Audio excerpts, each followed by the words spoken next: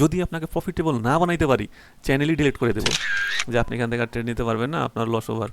So দেখেন initially এরকম ছিল, একটা একটা করে অ্যানালাইসিস করবেন আর টিক দিবেন। ওকে, গোল্ডের আপনি মার্কেটের হায়ার টাইম ফ্রেম পেয়েছেন, টিক দিয়ে দেন। তারপর এখানে পেয়েছেন, টিক দিয়ে দেন। তারপরে কি লাগবে আপনার? ফরেক্স নিউজ লাগবে, নিউজে আপনাকে নিয়ে চলে আসবে, এখানে নিউজে নিয়ে চলে আসবে ডাইরেক্ট, সমস্যা নেই। তারপরে কি লাগবে? চার্ট লাগবে, চার্ট ওপেন করে ফেলেন, এখানে জাস্ট খালি ক্লিক করেন, চার্ট ওপেন হয়ে যাবে। চার্ট ওপেন হয়ে গেছে। আসসালামু আলাইকুম, আমি রাসেল, টেকনিক্যাল চার্ট অ্যানালাইসিস্ট। আমি SMC, ICT and institution prize action সহজভাবে এক্সপ্লেন করি। Trade with knowledge, not emotion. আজকে এই ভিডিওর আলোচনার বিষয় মানি ম্যানেজমেন্ট। আমরা আজকে মানি ম্যানেজমেন্টের কোর্স শুরু করতে যাচ্ছি এবং কোর্সের আজকে ফার্স্ট ভিডিও। আমরা এই ভিডিওতে আজকে মানি ম্যানেজমেন্টের বেসিক কিছু ইনফরমেশন জানবো এবং এইটা খুব ডিপলি, এবং আমরা আমাদের যে মানি ম্যানেজমেন্ট শিটের কথা বলেছিলাম আমরা সেটার একটু ওভারভিউ দেখব। তাহলে আমরা যদি এইখানে দেখি তাহলে আমাদের তিনটা ট্যাব আছে যেখানে আমাদের মানি ম্যানেজমেন্ট সিটটা নিয়ন্ত্রণ করি আমরা এখান থেকে।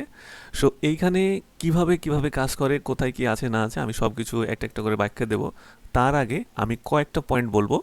মানি ম্যানেজমেন্ট আসলে কি, মানি ম্যানেজমেন্ট কেন এত জরুরি, এটার মূল কারণ, অফিস ম্যানেজমেন্টের উদাহরণ দেবো একটা, কিভাবে একটা অফিস ম্যানেজমেন্ট হয় এবং অফিসের সাথে মানি ম্যানেজমেন্টের সম্পর্কটা।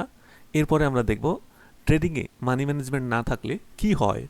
তারপরে আমরা দেখব প্রপার মানি ম্যানেজমেন্ট থাকলে কি হয়। মানি ম্যানেজমেন্ট না থাকলে যে 5টি নিশ্চিত সমস্যা হবে আপনার, সেইটা আমরা জানবো। ওকে, সো আমি ছোট্ট করে একটা কথাই বলি, মার্কেট আপনাকে প্রতিদিন সুযোগ দেবে, কিন্তু মানি ম্যানেজমেন্ট না থাকলে অ্যাকাউন্ট আপনাকে দ্বিতীয়বার সুযোগ দেবে না। সো অ্যাকাউন্ট টিকিয়ে রাখা ইটস ভেরি ইম্পর্ট্যান্ট। তাহলে আমরা প্রথম যে পয়েন্টটা ছিল সেটা যদি আমি একটু ব্যাখ্যা করি, তাহলে আমাদের মানি ম্যানেজমেন্ট আসলে কি। দেখেন, মানি ম্যানেজমেন্ট মানে হলো আপনার মোট ক্যাপিটাল কিভাবে ব্যবহার করবেন, কতটুকু রিস্ক নেবেন আর কত দিন টিকিয়ে রাখবেন, এই সম্পর্কের পরিকল্পনাটাই হচ্ছে মানি ম্যানেজমেন্ট। ওকে, এটা খুবই ইম্পর্টেন্ট ভাই। মার্কেটে প্রফিট করার স্কিল, বাট মার্কেটে টিকে থাকাটা হচ্ছে ম্যানেজমেন্ট। আমাদের নেক্সট পয়েন্টটা হচ্ছে ম্যানেজমেন্ট কেন এত জরুরি। কারণ মার্কেট আনসার্টেন ভাই, প্রতিটা ট্রেড আপনি জিতবেন না। কারণ বড় ট্রেডারেরা আগে রিস্ক দেখে না, প্রফিট দেখে, বাট আপনি আগে প্রফিট দেখেন, রিস্ক পরে দেখেন। ভাই রিস্কটা দেখতে হবে আগে, তারপর দেখতে হবে প্রফিট। এবার আসেন আমাদের ট্রেডিং কয়টা অংশে বিভক্ত। দেখেন আমাদের ট্রেডিংটা 3টা অংশে বিভক্ত। 1 management, 2 psychology, 3 entry or analysis, chart analysis. Okay, এই 3টা অংশ মানে এই 3টা পার্ট যদি আমরা ঠিকঠাকভাবে বুঝে ফেলি তাইলে আমরা ট্রেডিংয়ে একদম প্রফিটেবল হয়ে যাব, আমাদের আর লস হবে না। সো এই 3টার মধ্যে 1 নম্বরে আমি যেটা বলি চার্ট অ্যানালাইসিস। এই চার্ট অ্যানালাইসিসের প্লেলিস্টটা আছে অলরেডি, ওইখানে 30% কাজ করে, মানে 100%-এ 30%-এর জন্য চার্ট অ্যানালাইসিস। ওকে, এবং সাইকোলজির জন্য 30% অ্যান্ড মানি ম্যানেজমেন্টের জন্য 40%। তাহলে এই যে 30-30-60 আর এই যে মানি ম্যানেজমেন্ট একাই 40 দেওয়া হইল করে 100%। তাহলে এই 3টা চ্যাপ্টার যে ঠিকঠাকভাবে গ্যাদার করতে পারবে সে কখনোই লস করতে পারে না। এক লিস্ট সে যদি এন্ট্রি অ্যানালাইসিস 30-এ যদি তার 15 থাকে, 10ও থাকে, এবং মানি ম্যানেজমেন্টের যে 40% সেখানে যদি 40-এ 35 কিংবা 40 থাকে, সে প্রফিটেবল। ওকে, সো আমরা এই জিনিসটা নিয়েই এখন কাজ করব যে কিভাবে আমাদের মানি ম্যানেজমেন্টটা 100-এ 100 রাখা যায়, মানে 40-এ 40 আর কি। সো মানি ম্যানেজমেন্ট যার হার্ড সে টিকে থাকতে পারবে মার্কেটে। দেখেন এবার আসেন একটা অফিস কিভাবে চলে। অফিস ম্যানেজমেন্টের উদাহরণটা যদি আমি দেই তাহলে মানি ম্যানেজমেন্টের সাথে খুব ভালো একটা সম্পর্ক আছে। যেমন ধরেন একটা অফিসের মাসিক বাজেট 10 লক্ষ টাকা, আনুমানিক আমি ধরতেছি আর কি, ধরেন। এখন ভালো ম্যানেজমেন্ট যদি থাকে তাহলে তারা এইভাবে চিন্তা করবে, স্যালারি থাকবে 40%, রেন্ট থাকবে 20%, মার্কেটিং থাকবে 20%, এমার্জেন্সি ফান্ড থাকবে 10%, সেভিং থাকবে 10%। এইভাবে অফিস বছরের পর বছর ভাই চইলা যায়, এইভাবেই চলে, এইভাবেই কিন্তু অফিসের ম্যানেজমেন্ট আছে। আপনি খোঁজ নিয়েন, যদি চাকরি করে থাকেন তাহলে দেখেন অফিসের ম্যানেজমেন্ট টিমের কাছে যাইয়া দেখেন কিভাবে কত কি করে। এইভাবে যদি তাদের কোনো একটা প্রজেক্টে লসও হয় তারপরও তারা অফিস কন্টিনিউ রাখতে পারে। ইটস পাওয়ার অফ ম্যানেজমেন্ট ভাই। ম্যানেজমেন্ট থাকলে এভরিথিং পসিবল, বাট যদি ম্যানেজমেন্ট না থাকে সম্ভব না। এখন ম্যানেজমেন্ট না থাকলে কি হবে দেখেন, 1 মাসে মার্কেটিংয়ে যদি 40% খরচ করে, ইমার্জেন্সি ফান্ড যদি না থাকে, স্যালারি দিতে সমস্যা হবে, 2 থেকে 3 মাসের মধ্যে অফিস দেউলিয়া হয়ে যাবে 100-এ 100%। এইভাবে ভাই অফিসের ম্যানেজমেন্ট কাজ করে না। আপনি খোঁজ নিয়েন। আমি ভাই চাকরি করেছি ভাই, আমি এইচআরের চাকরি করেছি, এইচআরের পাশাপাশি আমি ম্যানেজমেন্টের সাথেও ছিলাম ভাই, কষ্ট করছি লাইফে, বহুত কষ্ট করছি, হিস্টোরি একদিন দেবো। বাট এই যে ম্যানেজমেন্টটা, এই ম্যানেজমেন্টটা কতটা গুরুত্বপূর্ণ একটা ইনস্টিটিউশনের জন্যে, এটা আপনাকে বইলা বুঝাইতে পারবো না। এই যে অফিস ম্যানেজমেন্টের যে উদাহরণটা দিলাম, ঠিক আমাদের ট্রেডিংয়ের যে অ্যাকাউন্টগুলো ঠিক এইভাবেই ম্যানেজমেন্ট করা উচিত। যারা এইভাবে ম্যানেজমেন্ট করে তারাই গেনার হয়। আপনি খোঁজ নিয়েন, ইনস্টিটিউশন, হেজ ফান্ড, বড় বড় ট্রেডারেরা, প্রফেশনাল ট্রেডারেরা, তারা এইভাবেই ম্যানেজমেন্ট করে। আমি কোন ট্রেড কত পার্সেন্ট দেব, কত রিস্ক নেব। তবে ভাই আর একবার একটা কথা বলছি, তারা প্রফিটের রিস্কের আগে হিসাব করে যে আমি লস কতটুকু নিচ্ছি। লসের হিসাবটা আগে করে যে আমি লস কতটুকু নিচ্ছি, আমার এটা লস হওয়ার পরে আমার অ্যাকাউন্ট কোন জায়গায় থাকবে, এই জিনিসটা তারা আগে হিসাব করে, নট প্রফিট। এই যে আমরা ঢুকাই এখান থেকে এত, আচ্ছা এইটা যদি প্রফিট হয় তাহলে আমার ব্যালেন্স আছে 5,000, এই ট্রেডটা উইন হলে আমার ব্যালেন্স চলে যাবে 8,000। বাপ রে, মনে হয় তোমার দাদার মার্কেট, চাইবে না দিয়ে দিবে, সম্ভব না। আগে আপনার রিস্কটা ক্যালকুলেট করেন যে আমার এই যে অ্যাকাউন্ট, আমার এই ট্রেডটা লস হলে অ্যাকাউন্ট কত থাকবে। সব কিছু দেবো ভাই। এই যে ম্যানেজমেন্টের প্লেলিস্ট শুরু করছি, আমি জানি না কতগুলো ভিডিও হবে, কনসেপ্ট একটা একটা করে আসতে থাকবে, দেখতে থাকবেন। যদি আপনাকে প্রফিটেবল না বানাইতে পারি, চ্যানেলই ডিলিট করে দেবো।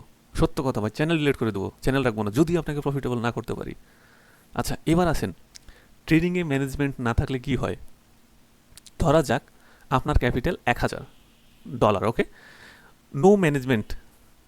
প্রতি ট্রেডে আপনি রিস্ক নেবেন 20 থেকে 30%, 3টা লস, অ্যাকাউন্ট শেষ। পরিসংখ্যান বলে কি জানেন, মানে আমি এটা অ্যানালাইসিস করে দেখেছি, পরিসংখ্যান বলে 90% রিটেলার ট্রেডারের অ্যাকাউন্ট ব্লো হয় এই 2-3টা কারণের কারণে। তার মধ্যে 1 নাম্বার হচ্ছে 60% ওভার রিক্স, 20% revenge trade, 10% no stop loss. আচ্ছা আমি এগুলোর কিন্তু শিট আছে ভাই, আমি এই শিটগুলো আপনাদের সামনে নিয়ে আসতেছি না, কারণ আমি যদি এই শিট নিয়ে আসি 100% কোনো এক ভদ্রলোক এগুলোকে কপি করে ছাপাইয়া ফেলবে। সো আমি চাই না এগুলো আপনাদের সামনে দিতে। যখন পেইড কোর্স পাবেন তখন আপনারা এই শিটগুলো পাবেন। সো আমি আপনাদেরকে এখন জাস্ট বলবো, এখান থেকে আপনারা শুনে রাখেন, মাথায় রাখেন, বাট সিট I can share with you. Okay, তারপরে আমরা চলে আসবো প্রপার মানি ম্যানেজমেন্ট থাকলে কি হয়। দেখেন, প্রতি ট্রেডের রিস্ক 1 থেকে 2%। আমি এইখানে দিয়েছি, দেখেন আপনার ফরেক্স ট্রেডিং রিস্ক প্রফিট সামারির এই জায়গায় দিয়েছি ফর কম্পাউন্ডিং ট্রেডার। সো এইখানে আছে beginner, intermediate, professional tedder, institution, prop farm. So দেখেন একটা জিনিস, ইনস্টিটিউশনেরা রিস্ক নেয় কত ডেইলি, দেখেন ডেইলি লস লিমিট, এটা ভাই লস লিমিট, এটা একটু বড় করে দিই। এইখানে দেখেন এবার ইনস্টিটিউশন মাত্র 0.5% তারা লস নেয়। ওকে, প্রফেশনাল 1% নেয়, ইন্টারমিডিয়েট 1.5% নেয়, বিগিনার 1% নেয়। ওকে, এইটা যদি কেউ নিয়ে কাজ করতে পারে তাহলে সে লাইফে আর লস করবে না। একটা অ্যাকাউন্ট থেকে যদি কেউ 1% ডেইলি লস করে, প্রতিটা ট্রেডে 1% করে যদি লস করে, 3টা ট্রেড যদি করে 3% গেল। আমি সর্বোচ্চ, আচ্ছা এগুলো আমি পরে বলবো, এগুলো আমি দেখাই দেবো, হ্যাঁ এটা না বলি, আমি আগে শেষ করে দিই এটা। তাহলে আমাদের প্রপার ম্যানেজমেন্ট থাকলে কি হয়, এটা তো দেখছেন যে প্রতি ট্রেডের রিস্ক 1 থেকে 2%, 10টা লস হলেও অ্যাকাউন্ট সেফ থাকবে ভাই, 10টা লস হলেও অ্যাকাউন্ট সেফ থাকবে। কিভাবে সেফ থাকবে আমি ওইটা আপনাদেরকে দেখাই দিব। আমাদের এই মানি ম্যানেজমেন্ট আছে, এই যে এখানে আছে, আমরা এখান থেকে পর 10টা লস করব, একটা উইন করলে আমাদের সব প্রফিট, আমরা এটা দেখাবো। ওকে, এবং তারপরে কি আছে, হ্যাঁ আপনার যদি 10টাও লস হয়ে যায় তো ক্যাপিটাল থেকে 10% যাবে। সো আপনার এখানে মাথায় কোনো প্যারা আসবে না, ডিসিপ্লিন, ইমোশন এগুলো নষ্ট হবে না ভাই, আপনি রিভেঞ্জ ট্রেড করবেন না। আমার সিট আপনাকে নিয়ন্ত্রণ করবে। আগে কি করতেন আপনি জানি না, বাট এখন থেকে আপনার মাথার আইকিউ চেঞ্জ হয়ে যাবে যে কিভাবে কি করব, একটা ম্যানেজমেন্ট কিভাবে করব। এই ম্যানেজমেন্টের অনেকে থাকে না, এভরিথিং যা লাগে সব আমার এই ম্যানেজমেন্ট সিটে দেওয়া আছে, সব দেওয়া আছে ভাই। আমি রিভিউ দিচ্ছি একটু পরে, সব দেওয়া আছে এখানে, আমার লিঙ্ক টিঙ্ক সব দেওয়া আছে এখানে। আপনার কি লাগে ভাই, সব লিঙ্ক দেওয়া আছে। আপনার ফরেক্সে যাইতে ইচ্ছা করে সব আছে, আমি এগুলো ব্যাখ্যা দিচ্ছি। ওকে, সেগুলো ব্যাখ্যা দিচ্ছি। তারপরে কি আছে আমাদের একটা বাস্তব হিসাব, দেখেন 1% risk, 50% win rate, risk to reward ratio 1:2 থাকবে। আমার এই ম্যানেজমেন্টটা, আমার এই সিটের ম্যানেজমেন্ট আছে 1:2। 1:2 যদি কেউ প্রফিট করে পরপর 9টা লস করার পরে 10 নম্বরে এসে যদি কেউ একটা উইন করে 1:2, নট 1:3, 4, 5, 1:2, যেটা ভেরি ইজি। একটা উইন করলে সে 9টা লস করার পরে ওই একটা ট্রেডে or day target fill up হবে। এইভাবে ম্যানেজমেন্ট করা আছে। আরও বিহাইন্ড দ্য সিন আছে, আমি সব বলবো। ম্যানেজমেন্ট না থাকলে যে 5টি নিশ্চিত সমস্যা হয় সেটা আমরা যদি এখন জানি, সেটা হচ্ছে ওভার কনফিডেন্স। ম্যানেজমেন্ট না থাকলে হবে ওভার কনফিডেন্স। আমি এইটা এন্ট্রি নিয়েছি মানে প্রফিট হবে, বাট নাও তো হইতে পারে, কারণ এইখানে 100% বইলে কিচ্ছু নাই। সো আপনি একটা এন্ট্রিতে 50% রিস্ক নিয়েছেন, যদি লস হয়ে যায় শেষ। আপনার ইনস্ট্যান্ট আপনার ডোপামিন রিলিজ হবে আপনার ব্রেন থেকে। যদিও এটা আমার সাইকোলজি পার্টের ভিডিওর কথা, আমি ওইখানে বুঝাবো কিভাবে আপনাকে কিভাবে মার্কেট নিয়ন্ত্রণ করে। আপনি ফার্স্ট টাইম মার্কেটকে নিয়ন্ত্রণ করবেন, কিন্তু যখন আপনার ওভার ট্রেডিং হয়ে যাবে, অনেক লস হয়ে যাবে, তখন মার্কেট আপনাকে নিয়ন্ত্রণ করবে। তখন আপনি আর মার্কেটকে নিয়ন্ত্রণ করতে পারবেন না, ঠিক আছে? তখন আপনার কিভাবে অ্যাকাউন্ট কই যায় ওগুলো সব পাটে পাটে আসবে। আমি এভরিথিং পাওয়া যাবে ডিটেলসে ভাই, ওগুলো না বলি তখন ইন্টারেস্ট থাকবে না। আচ্ছা, তারপরে হবে কি, আপনার ফেয়ার গ্রিড হবে, রিভেন্স ট্রেড হবে, বিগ সাইজ লট হবে, অ্যাকাউন্ট ব্লো করে ফেলবেন এই 5টা সমস্যার কারণে। আর এইটা ভাই, এইটা আপনার সাথে রিপিট অ্যান্ড রিপিট হইতেই থাকবে এই জিনিসটাই, যদি ম্যানেজমেন্ট না থাকে। সো ম্যানেজমেন্ট খুবই দরকার, খুবই গুরুত্বপূর্ণ। সো আশা করি বুঝতে পারছেন। এখন আমি এই শিটের একটু ওভারভিউ দেই। দেখেন, ওভারভিউ আজকে না দিলেও ভালো হয়, কারণ আজকের ভিডিওটা অনেক লং হয়ে যায়। আজকে আমি ওভারভিউ দিচ্ছি না, আজকে আমি জাস্ট খালি দেখাই দিচ্ছি। ফেসটা দেখে রাখেন, এইখানে আমাদের কি কি হয়। এইখানে আমাদের কম্পাউন্ডিং সিস্টেমের ডাটাগুলো দেবো, এবং এইখানে কিছু ট্রেডিং প্ল্যানিং রাখি আমরা, এবং এইখানে রিস্ক টু রিওয়ার্ড, এগুলো বকর চক্কর। এখানে কিছু শর্ত আছে যেগুলো ট্রেডিং শুরু করার আগে আমরা পড়ে নিই আমার বিলিভের কারণে। যেমন আমরা দেখবেন যে আমরা আগে যখন প্রাইমারিতে পড়তাম, আমাদের স্টাডি শুরু করার আগে, মানে ক্লাস শুরু করার আগে আমাদেরকে কিন্তু পিটি করাইতো, জাতীয় সঙ্গীত পড়াইতো, তারপরে আরও অনেক কিছু, মানে লাইনে দাঁড় করায়, ঠিক আছে? সো ট্রেডিং শুরু করার আগে আপনি যদি এই কয়েকটা লাইন একটু দেখে নেন মনোযোগ সহকারে, তাহলে হয়তো আপনার অনেক কিছু মাথা থেকে বাইর হয়ে যাবে, যেগুলো তখন আপনার অনলি ট্রেডিংয়ের উপর ফোকাস করতে পারবেন। সো এখানে ওই পয়েন্টগুলো আছে। তারপরে আমাদের আছে ম্যানেজমেন্ট সিস্টেম, যেটা এখানে আপনার করেন, লস করেন, এখানে সব কিছু সিস্টেমেটিক্যালি আছে। এখানে আপনার সব কিছু গ্রাফিক্যালি অ্যান্ড চার্টে আছে, আপনি দেখতে পারতেছেন। দেখেন এখানে আমার লস ওভার হয়ে গেছে, যার কারণ থেকে এখানে রেড সিগন্যাল চলে আসছে। যদি আমি এখানে একটা উইন করে ফেলতাম, তাহলে আমার এখানে উইনের একটা সিগন্যাল দিত। সো এখানে আমাদের লসের সিগন্যাল দিয়ে ফেলছে, মানে আর ট্রেড করা যাবে না আর কি। এখান থেকে আমাকে বলছে যে আপনি এখান থেকে আর ট্রেড নিতে পারবেন না, আপনার লস ওভার। সো দেখেন ইনিশিয়ালি এরকম ছিল, এবং আরও বুঝাবো, এখানে অনেক কিছু আছে। সো এগুলো বুঝাবো না এখন, পরে একটা ভিডিওতে বুঝাই দেবো। এবং এইখানে আমাদের অ্যানালাইসিসের পার্ট আছে। এই যে এই জিনিসটা ভাই খুবই খুবই খুবই ইম্পর্টেন্ট।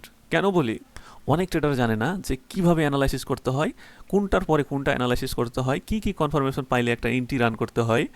এই জিনিসগুলো তাদের খুবই হ্যাসেল লাগে, কোন টাইম ফ্রেমে কোন জিনিস দেখতে হয়, এই জিনিসটাও তারা বুঝে না। সো এই জায়গাখানে সব কিছু ডিটেলসে দেওয়া হয়েছে। আপনি একটা একটা করে অ্যানালাইসিস করবেন আর টিক দিবেন। ওকে, গোল্ডের আপনি মার্কেটের হায়ার টাইম ফ্রেম পেয়েছেন, টিক দিয়ে দেন। তারপর এখানে পেয়েছেন, টিক দিয়ে দেন। ধরেন আপনার এই টিকটা ভুল হয়ে গেছে, আপনি এই টিক মারবেন, ঠিক আছে, এটা মাইরা দেন, এটা উঠা যাবে, ঠিক আছে, এটা উঠা যাবে। তারপরে কি অর্ডার ব্লকে কি পাইছেন, ডিমান্ড পাইছেন না সাপ্লাই পাইছেন, মারেন।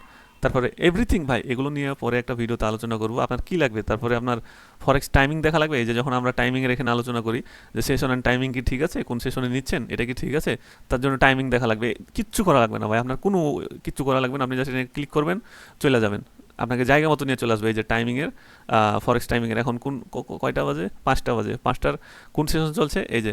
তো এটা আপনি মুভ করে দেখতে পারবেন। ওকে, মুভ করে দেখতে পারবেন। সো এই হলো বিষয়টা এখানে। তারপরে কি লাগবে, আপনার ফরেক্স নিউজ লাগবে, নিউজে আপনাকে নিয়ে চলে আসবে, এখানে নিউজে নিয়ে চলে আসবে ডাইরেক্ট। আজকের কী কী নিউজ আছে দেখতে পারবেন, সিপিএমটি বকর চক্কর নিউজের উপরে আমি ক্লাস করাই দিব, সমস্যা নেই। তারপরে কি লাগবে, চার্ট লাগবে, চার্ট ওপেন করে ফেলেন। এখানে জাস্ট খালি ক্লিক করেন, চার্ট ওপেন হয়ে যাবে। দেখেন এখান থেকে চার্ট ওপেন হয়ে গেছে। সো এভরিথিং এখানে আপনি পেয়ে যাচ্ছেন। তো এই শিটের উপরে আমি ডিটেলসে আর একটা ভিডিও বানিয়ে দেবো, যেখান থেকে আপনারা শিটটা ভালোভাবে বোঝা যাবেন। এবং এই শিটটা ফ্রি দিব না পেইড, এইটা নিয়ে নেক্সট ভিডিওতে আলোচনা করে দেবো ওইখানে।